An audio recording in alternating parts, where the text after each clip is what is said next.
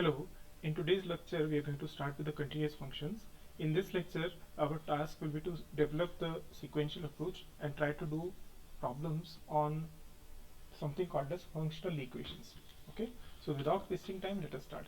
So what is the sequential definition to continuity? I hope you are aware with the continuous functions as such from your school level mathematics. So I'm not going to delve there, but I'm going to take the opportunity to teach you sequential approach. Okay, and then I'll teach you epsilon del approach. Okay, so today we are going to develop something called as sequential approach. Okay, what is sequential approach? So uh, in the previous lecture you might have seen my lectures on sequence and series. Um, let us define function f from j to r. Here j is an interval of a interval, and which is a subset of r, certainly. So j is an interval here.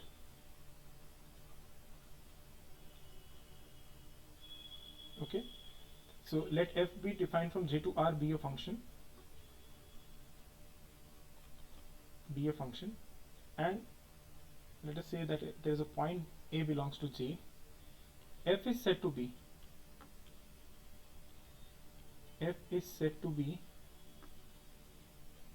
continuous at a belongs to j. F is said to be continuous at a belongs to j if for every sequence, please mind you, every sequence xn in j converging towards a, that is the sequence xn must converge towards a, we have fxn converging towards f of a. Okay, so then we'll say that function is if this is the condition, that for every sequence xn in j such that xn converges to a, we have fxn converging to fa. And please remember, for every sequence which converges towards a, we must have this thing, that is fxn must converge towards f of a. We'll say that function f is continuous at a. So now we can say that f is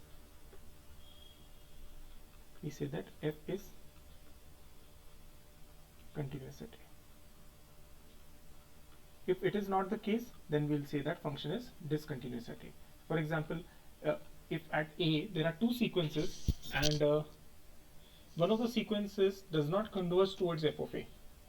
Okay, so if there arises a case, let's say that if xn converges towards a and yn also converges towards a, and it so happens that fxn converges towards f of a, but it so happens that fin does not converge towards f of a, we'll say that f is discontinuous at a, because the condition remarks that every sequence which converges towards a, f must comply this kind of thing, that fxn must also converge towards f of a. If this is the case, we'll say that function is continuous. So this is the sequential approach, and we'll start with one of the very profound example to understand, and which is the Dirichlet function. All others you can see in your textbook, I think. That is because all these lectures are here so that you can prepare for your JAM examination, NBHM, TIFR, all these examination, IIT JAM exam, or even CSR net also. So I hope that you will be studying your textbooks, but along with that, if you do these lectures which I'm teaching you here, you'll be able to do good in your exam. So the purpose is this. So let's say function is defined from R to R such that f of x equals to 1 if x belongs to rational, and it is equals to 0 if x belongs to irrational. Now let us take first the case 0. So let a be equals to 0. Now, but I have already written this, but I am again writing for every real number x. So for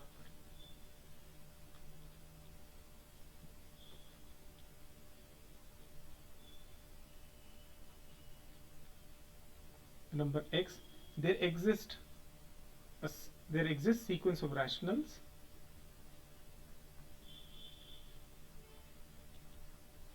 and sequence of irrationals.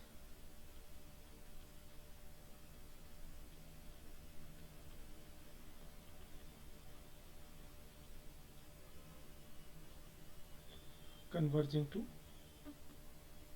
x. So there exists both sequence of rationals as well as sequence of irrational converging towards x. So this is something that I've already written in the previous lectures when I was teaching you sandwich lemma. Okay, so let's say if I'm talking of 0, and please remember what I'm solving, I'm trying to solve that this function fx, which is equals to 1 if x belongs to rational and is equal to 0 if x belongs to irrational. This is a function, this is called as a Dirichlet function here, so I'm writing Dirichlet function.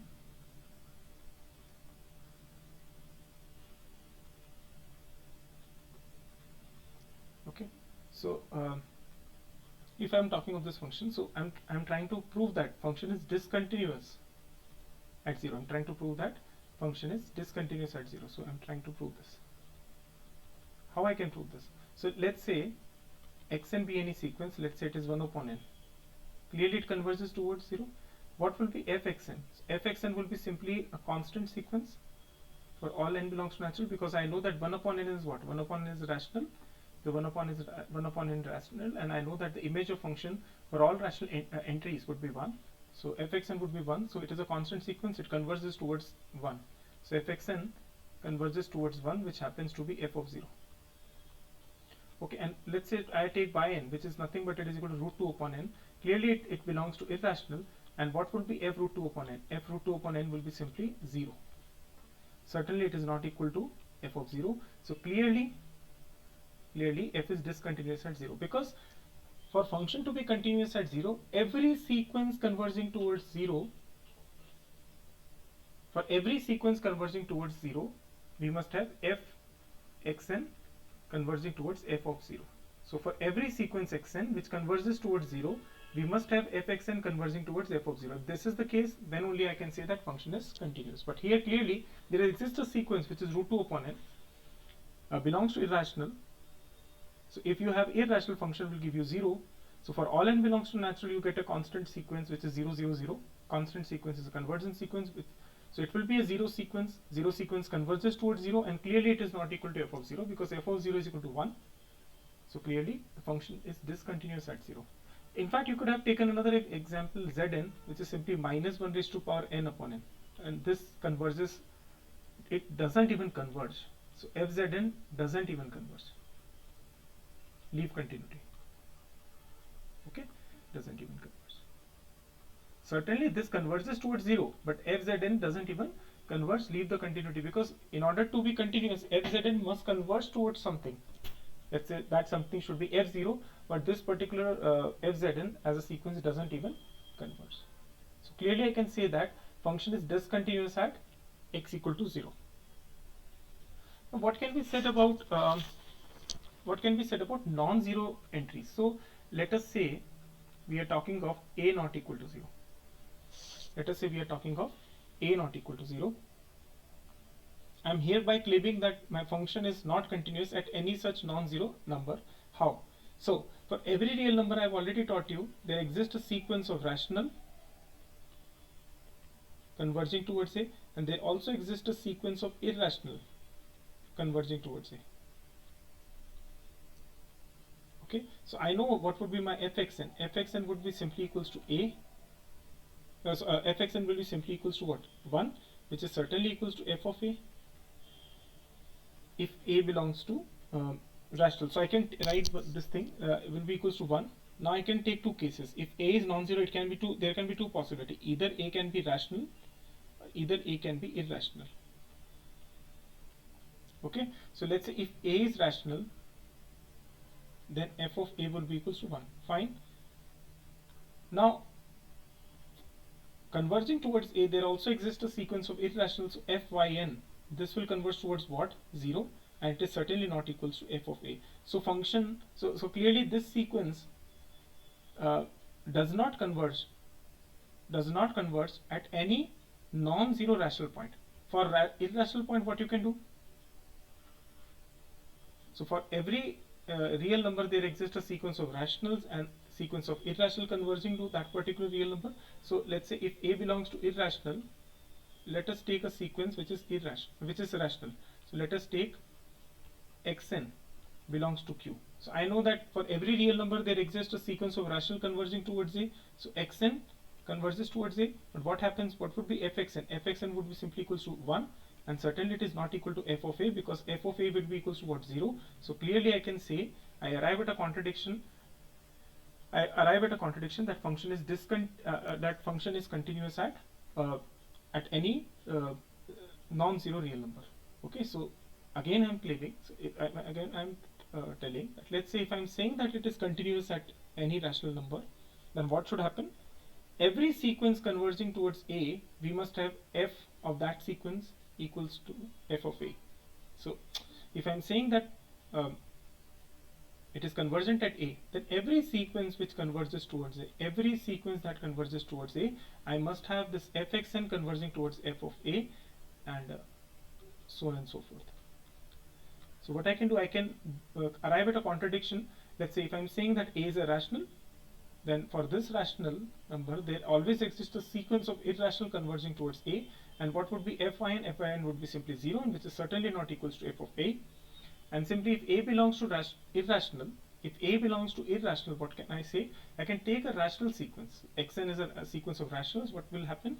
Fxn would be equals to simply equals to 1 1 1 1 1 1 1, and simply it is not equals to f of a, because f of a would be 0. So I can clearly write that my function is discontinuous at every non-zero point and at every zero real number. So clearly I can write that f is discontinuous on R.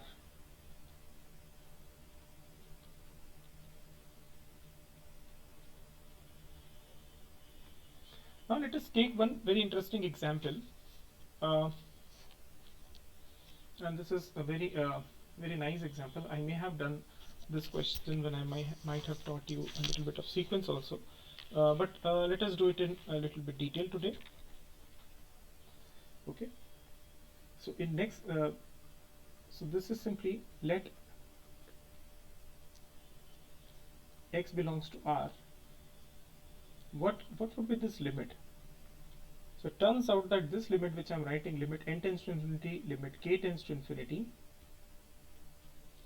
cos of 2k n factorial pi x, this turns out to be a Dirichlet function, nothing else. This turns out to be a Dirichlet function. Let us see how. 0 and 1 if x belongs to rational. So this turns out that this is a Dirichlet function. So if somebody asks you about the continuity of this particular function, this is also discontinuous on R.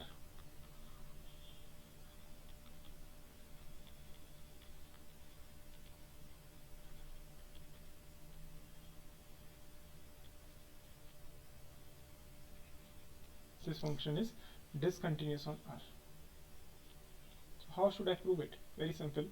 So see, please remember, see, if x belongs to irrational, what will happen?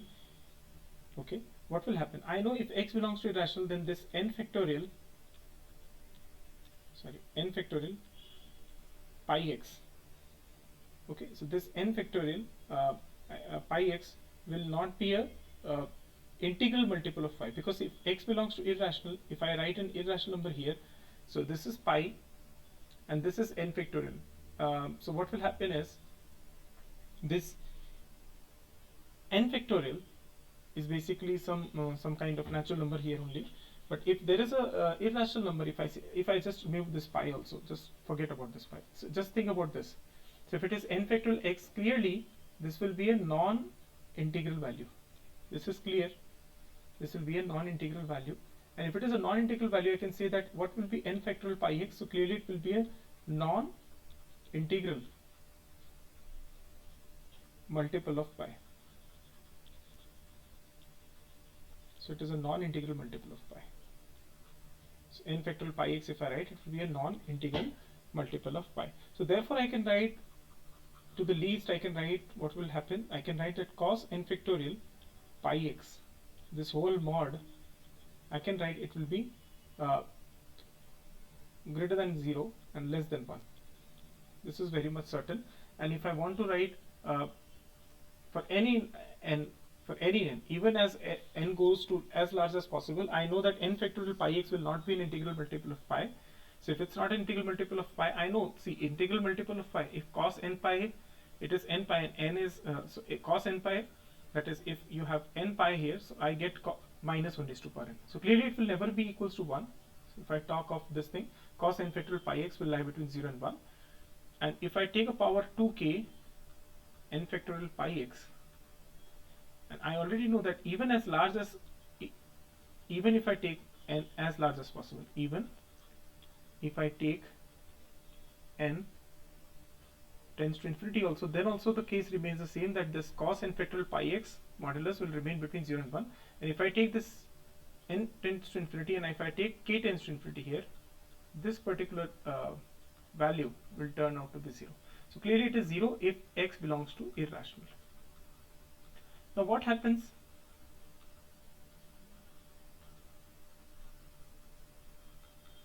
if x belongs to rational? What happens if x belongs to rational? So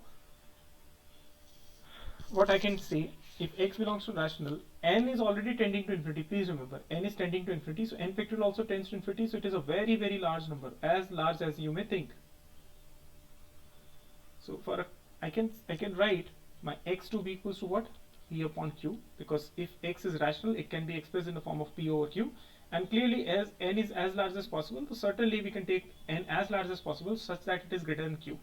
So clearly, if I write n factorial pi x, now clearly if it is p over q here, so obviously if n is greater than q, then n factorial will contain this term. So n minus 1 dash dash, somewhere this q would come, q minus 1, so on and so forth, 3 to 1. So clearly this q gets cancelled, and this entire scenario will be some integer times pi.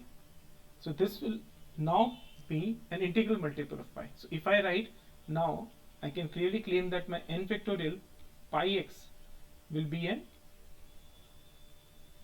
integral multiple of pi.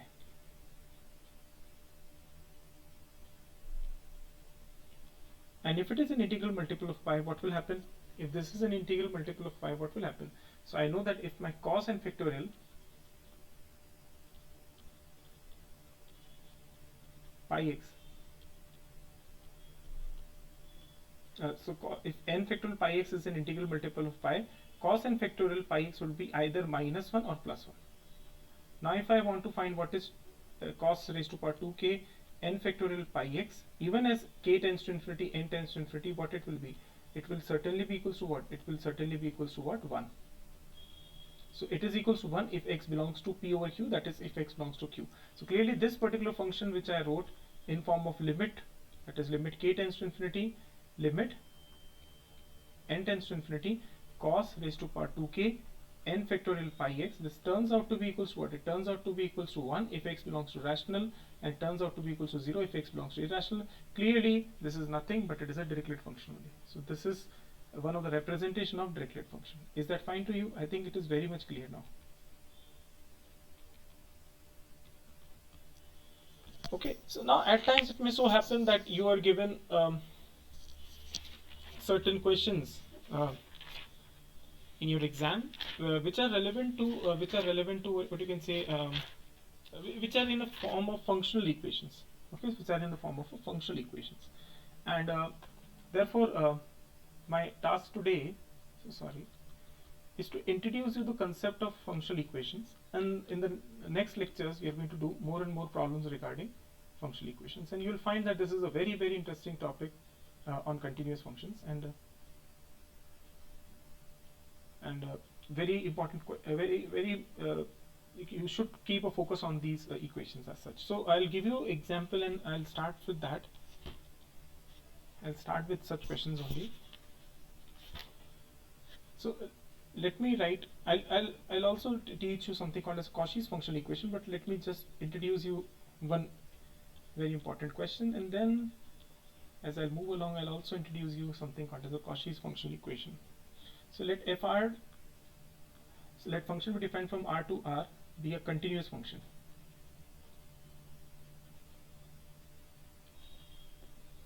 Be a continuous function such that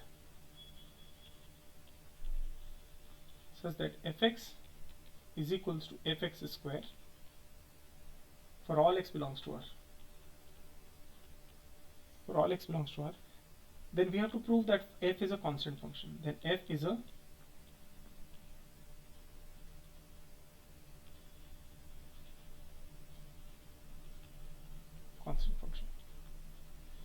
So how would I do that? So what I'll do, so by given hypothesis, I'll just take, without loss of generality, let me take x greater than 0 at first. So let me take x greater than 0. So by the given hypothesis, what is happening, I can write that my fx square turns out to be equals to f of x. And if I want to write what would be my f of x, if this is how it is written, I can write f of x equals to f of x raised to power 1 over 2. And what would be x, f of x, so x raised to power 1 upon 2, it will be f of x raised to power 1 upon 4. So I can simply write my fx to be equals to f of root x, or f of x raised to power 1 upon 4, then it will be equals to f of x raised to power 1 upon 8, and so on and so forth. So this will be f of x raised to power 1 upon 2 raised to power n. Okay, this is how it will be.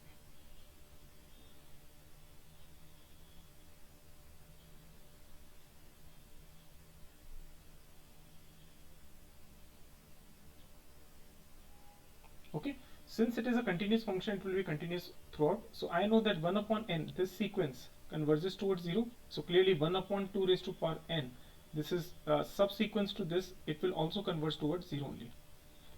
So where will this converge? X raised to power 1 upon 2 and will converge towards 1. And I know that f is continuous on R, so clearly I can say that my f is also continuous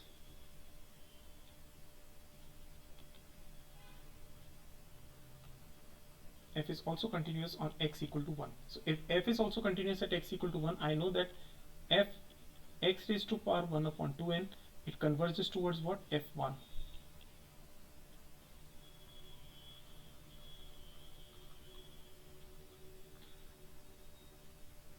Okay, so clearly since f of x raised to power 1 upon 2n converges towards 1, I know that my function is continuous at 1. So clearly for every sequence converging towards 1, f of that particular sequence should converge towards f of 1. So f x of 1 upon 2n, this must converge towards f of 1.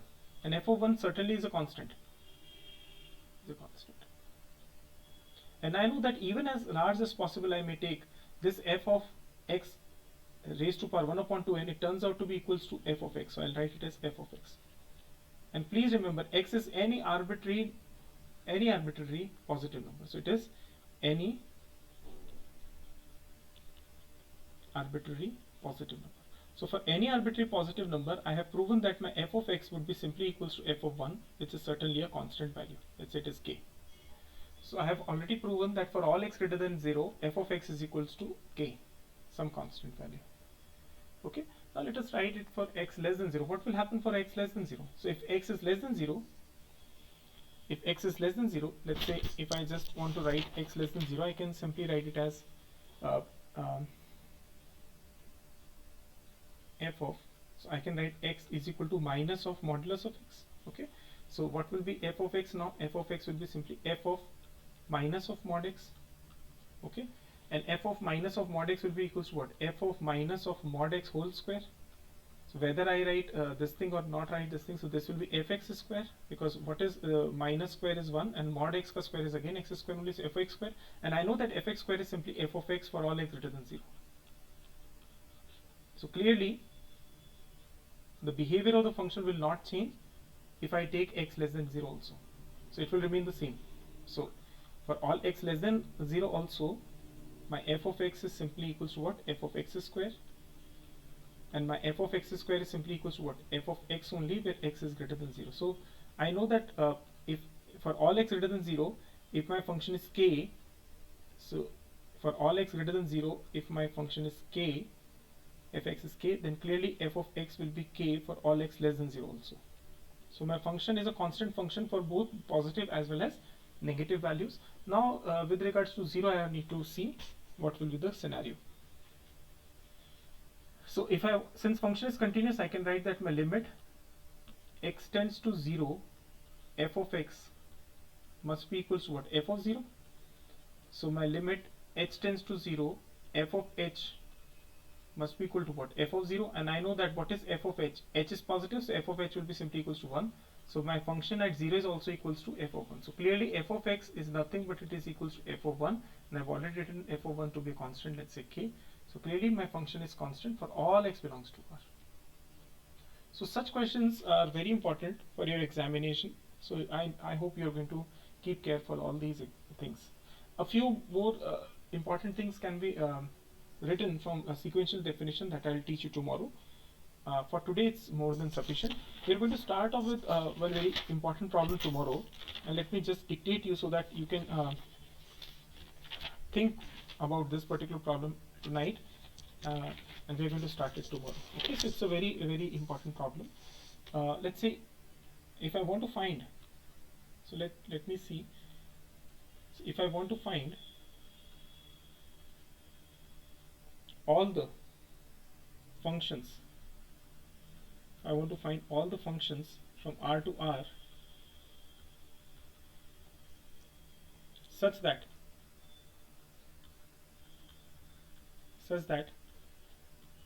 f is continuous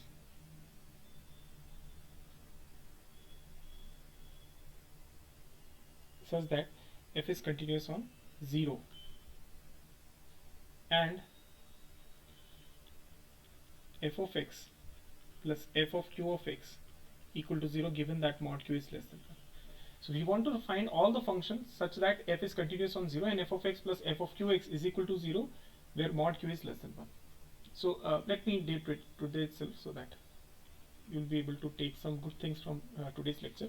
So according to the given hypothesis, f of x will be equals to what? It will be equals to f of minus of f of qx. And what will be f of qx? So if I write f of qx will be equals to what? Minus of f of q square x by above. So I can write it will be equals to what? Minus minus plus. So it will be f of q square x. What will be f of q square x? So instead of x, if I write here, so what will be f q square x? So it will be equals to minus of f of q cube x.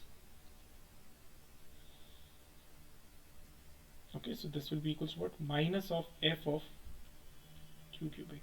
So clearly, if I go along, I can simply write my f of x would be simply minus 1 raised to power n f q raised to power n x. Okay. Now for all x belongs to R, q raised to power n x limit n tends to infinity, this particular sequence will turn out to be 0 because mod q is already given less than 1. And I know that my function is continuous on 0, so clearly f q n x will be equals to what? F of 0. And what is f of 0 by the way?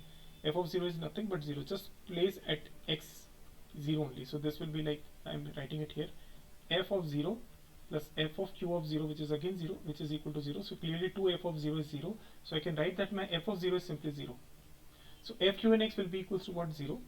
And what is f q n x? So f q n x is nothing but it is equals to 1 upon minus 1 raised to power n fx. And this is true for all x belongs to R. This is true for all x belongs to R. So this is also true for all x belongs to R. So clearly minus 1 upon minus 1 raised to power n f of x will be equal to 0 for all x belongs to R. So clearly I can write that my function f of x equal to 0 for all x belongs to R. So how many such functions exist? There is only one such function, which is the 0 function, which holds the given hypothesis. So how many function you can write? You can write only one function satisfies the given hypothesis. So I hope such questions you can answer on your own. Okay, so I hope to meet you tomorrow in the same zeal, and we are going to do questions on functional equations and a few questions on a few statements you can say that you need to really remember on sequential definition for continuity. Till then, take care. Bye bye.